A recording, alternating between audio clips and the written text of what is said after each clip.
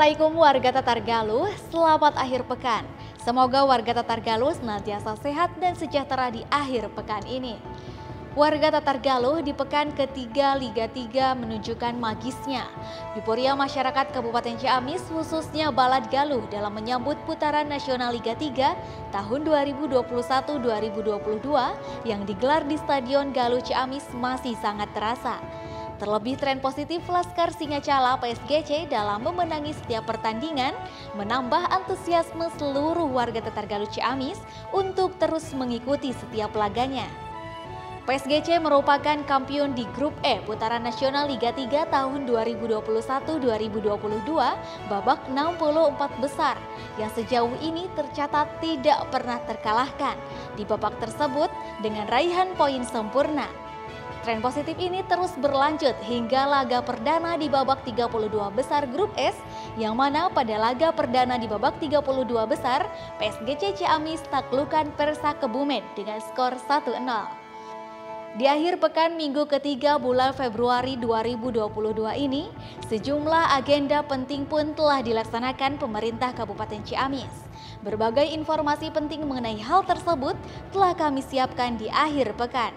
Seperti diantaranya, PSGC juara Grup E, Laskar Singacala melenggang ke 32 besar dengan poin sempurna.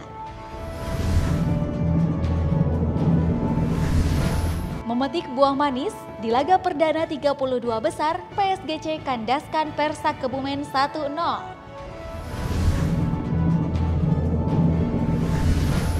Bupati Ciamis serahkan bantuan kaki palsu kepada warga difabel.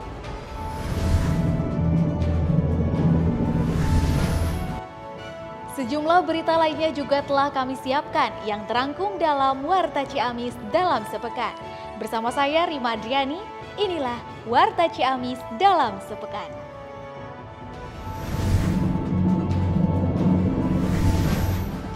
Bupati Ciamis Herdia Sunaria menggelar acara pisah sambut Kapolres Ciamis bertempat di Aula Setda Ciamis.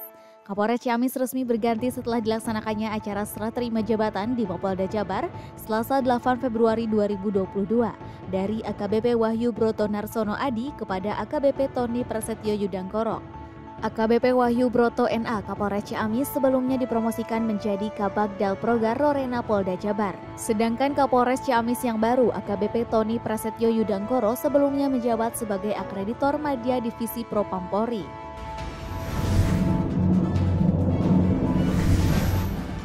Bunda PAUD Kabupaten Ciamis Haja Kania Ernawati Herdiat secara resmi membuka acara Gebyar PAUD tingkat Kabupaten Ciamis secara virtual dari Sekretariat Pokja Bunda PAUD Kabupaten Ciamis.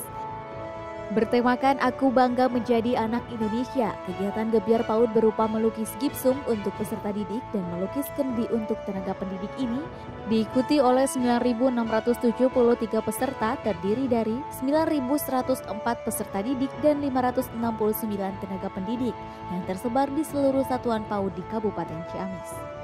Bunda PAUD Kabupaten Ciamis Haja Kania Ernawati Herdiat mengatakan dalam rangka peningkatan kualitas anak Indonesia melalui pelayanan pendidikan anak usia dini diperlukan upaya bersama dari seluruh elemen yang memiliki kepedulian terhadap program layanan PAUD.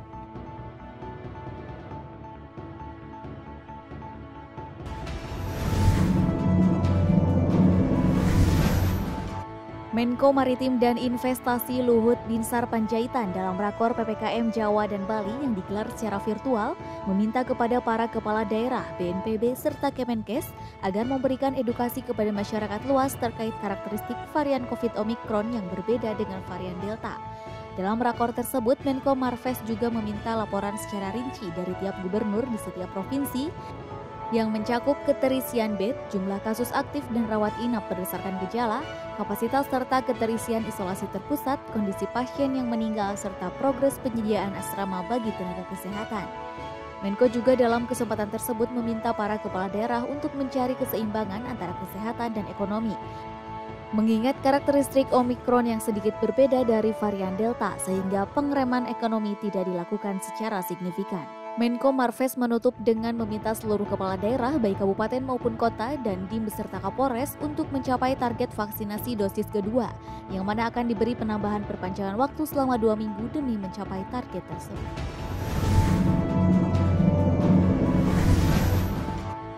Bupati Ciamis Herdia Sunaria menghadiri acara peringatan Hari Jadi Kecamatan Banjaranyar yang ke-6 bertempat di halaman kantor Kecamatan Banjaranyar. Dalam kesempatan tersebut, Bupati Ciamis juga berkesempatan membuka secara resmi kegiatan perlombaan dalam rangka memeriahkan Hari Jadi Kecamatan Banjaranyar. Dalam sambutannya, Bupati Ciamis menyampaikan meskipun Kecamatan Banjaranyar usianya relatif muda, tapi tidak menjadi alasan untuk tetap maju dan berkembang seperti kecamatan lainnya. Hal ini mengingat Banjaranyar memiliki potensi yang sangat luar biasa, yakni dikaruniai alamnya yang begitu subur.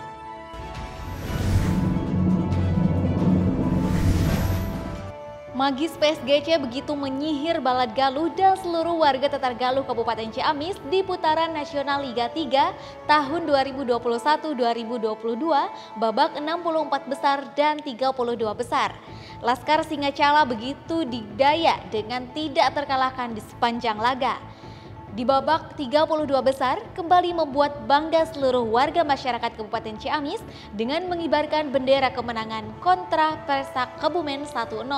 Meski sementara bercokol di peringkat kedua klasemen di bawah Mataram Utama FC dengan poin yang sama dan hanya terpaut perbedaan selisih jumlah gol, namun PSGC di atas kertas optimis dalam menjalani dua laga tersisa dengan materi pemain yang mumpuni. Laga terakhir di putaran nasional Liga 3 tahun 2021-2022 babak 64 besar Grup E Minggu 13 Februari 2022 menampilkan PSGC melawan Persipal Palu, yang mana pada laga ini PSGC berhasil taklukkan Persipal Palu dengan skor akhir 2-0. Dengan raihan ini PSGC memastikan menyapu bersih poin dan keluar sebagai juara Grup E dan berhak melanggang ke babak 32 besar putaran nasional Liga 3 tahun 2021-2022. Sementara itu di tempat yang berbeda, tepatnya di Stadion Kota Banjar, laga Grup E juga dihelat laga yang menampilkan antara Gapsi Sambas melawan PS Tanbu Putra, yang mana pada laga tersebut PS Tanbu Putra berhasil kandaskan Gapsi Sambas dengan skor 3-0 dan berhak melenggang ke babak 32 besar sebagai runner-up mendampingi PSGC. Terkait persiapan di 32 besar tanggal 16 nanti, asisten pelatih PSGC Diki Yung Aditya menyebutkan akan mempersiapkan pemain dengan melakukan pemulihan kondisi fisik dan kebugaran pemain. Kapten tim PSGC Ganjar mengatakan kemenangan ini adalah kemenangan yang sangat berharga bagi PSGC sebagai modal di babak 32 besar dan harapannya semoga mengembalikan kembali PSGC ke kasta Liga 2. Laga terakhir di Grup F antara PS Sandex Polman melawan Mataram Utama FC di putaran nasional Liga 3 tahun 2021-2022 babak 64 besar Grup F pada Minggu 13 Februari 2022 berjalan imbang. Dengan raihan masing-masing 1 poin, Mataram Utama FC berhasil lolos ke putaran 32 besar dengan poin akhir 7 dan menempati puncak klasemen Grup F dan berada di posisi 2 Persisam United dengan raihan poin 4, yang mana pada hari ini juga melakukan pertandingan melawan Citerep Raya FC dan sama-sama mengantongi hasil imbang. Pada sesi press conference, asisten pelatih PS Sandex Polman mengapresiasi kerja anak-anak asuhnya dan ia berharap ke depan kompetisi bisa lebih disiplin dalam melakukan pertandingan. Sementara itu pelatih Mataram Utama FC, Coach Erwan Hendarwanto dalam sesi press conference seusai laga mengatakan raihan hasil imbang ini memang sangat sulit didapat, namun timnya puas mampu melaju ke babak selanjutnya. Ia juga mengatakan rotasi pemain merupakan strategi jitu di tengah jadwal yang padat. Tren positif PSGC di putaran nasional Liga 3 tahun 2021-2022 terus terjaga. Terbukti di babak 32 besar Grup S, PSGC memetik kemenangan melawan Persak Kebumen dengan skor 1-0 pada Rabu 16 Februari 2022. Asisten pelatih PSGC Diki Yung Aditya dalam sesi press conference seusai pertandingan mengatakan kelelahan pemain menjadi evaluasi kami mengingat padatnya pertandingan dan di laga perdana babak 32 besar ini kita bermain di siang hari. Tentu ini sangat menguras stamina pemain. Sementara itu Kapten tim PSGC Rian Hidayatullah dalam pertandingan tersebut mengatakan bermain di siang hari memang sangat menguras stamina. Namun kami bersyukur kami mampu memenangi laga melawan Persak Kebumen ini. Pada pertandingan ini, gol berhasil lahir dari ketajaman pemain depan PSGC Hasan Baharudin Alfarizi di babak pertama. Laga di Grup S pada putaran nasional Liga 3 tahun 2021-2022 babak 32 besar menyajikan laga antara Mataram Utama FC melawan Gasko Kolaka, yang mana pada pertandingan ini Mataram Utama FC mampu menyudahi kemenangan dengan kemenangan yang cukup telak 3-1 pada Rabu 16 Februari 2022. Sempat imbang di awal babak pertama, Mataram Utama FC mampu membalikan keadaan dan mendominasi pertandingan. Tempo pertandingan berjalan dalam tempo yang lambat sehingga permainan terbuka tidak tersaji pada laga ini. Kondisi stamina tim yang kelelahan memaksa para pelatih melakukan banyak pergantian pemain di laga ini. Pelatih Mataram Utama FC, Coach Erwan Hendarwanto, pada sesi press conference seusai laga mengatakan, seusai pertandingan ini timnya harus lakukan banyak evaluasi dalam permainan karena pertandingan berikutnya akan lebih berat lagi. Sementara itu, Kapten tim Mataram FC Heri Kusuma Silaban mengatakan mampu bangkit di babak kedua setelah mendapatkan tekanan dari Gasko Kolaka di babak pertama dan bersyukur mampu bangkit dari tekanan tersebut. Pelatih kepala Gasko Kolaka, Jude, dalam sesi press conference memuji pihak tuan rumah yang mampu menyelenggarakan permainan dengan baik. Kapten tim Gasko Kolaka, Robinson, mengatakan harus membenahi permainan di laga selanjutnya dan diakui permainan lawan kali ini sangat baik dan optimis dalam menghadapi pertandingan selanjutnya. Wujud perhatian dan kepedulian Bupati Ciamis bersama Yayasan Sinergi Foundation serahkan bantuan kaki palsu kepada warga difabel melalui acara Sinergi Tali Kasih untuk Difabel. Hal ini dilakukan sebagai wujud kepedulian pemerintah daerah dalam membantu mempermudah mobilitas warga difabel di Kabupaten Ciamis. Bupati Ciamis Serdia Sunaria menyerahkan bantuan kaki palsu kepada warga difabel bertempat di Joglo Barat Pendopo pada Selasa 15 Februari 2022.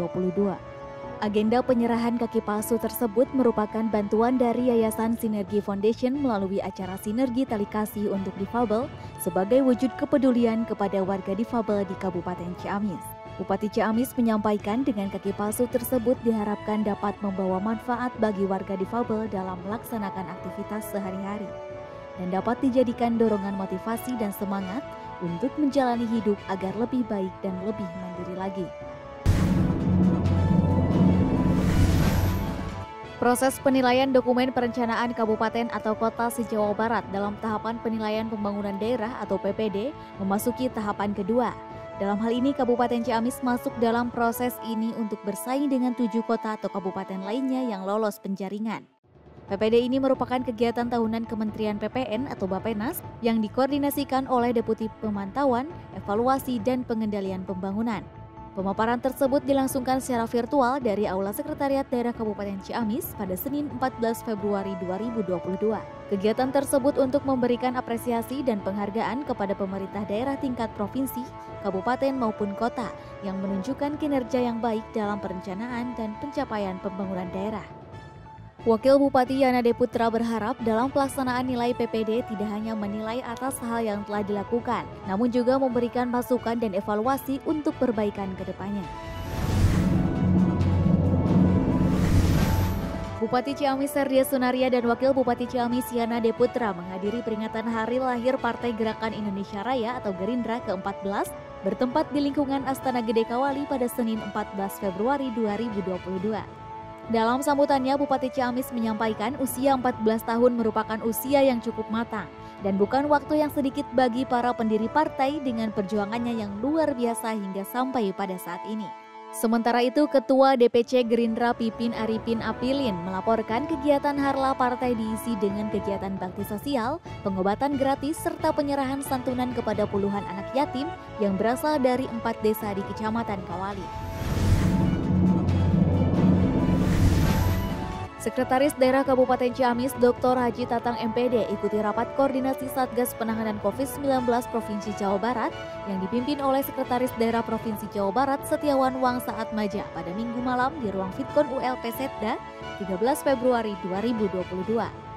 Sekretaris Daerah Provinsi Jawa Barat dalam rakor tersebut menginformasikan bahwa kenaikan kasus terkonfirmasi tertinggi di Jawa Barat terjadi pada tanggal 11 dan 12 Februari 2022 dengan jumlah 5.161 kasus. Hal ini mengindikasikan terjadinya lonjakan kembali kasus terkonfirmasi COVID-19 dan terjadinya kembali perubahan status PPKM di sejumlah kabupaten kota di Jawa Barat. Warga Tatar Galuh, itulah rangkaian kegiatan pemerintah Kabupaten Ciamis yang berhasil kami rangkum dalam sepekan di minggu ketiga bulan Februari 2022. Tetap patuhi protokol kesehatan 5M dan sukseskan vaksinasi agar kita segera terbebas dari pandemi. Jangan lupa tetap jaga kesehatan, tetap dukung tim kesayangan kita semua, Laskar Singacala PSGC Ciamis ya. Salam hangat dan sampai jumpa di Warta Ciamis minggu depan. Wassalamualaikum warahmatullahi wabarakatuh.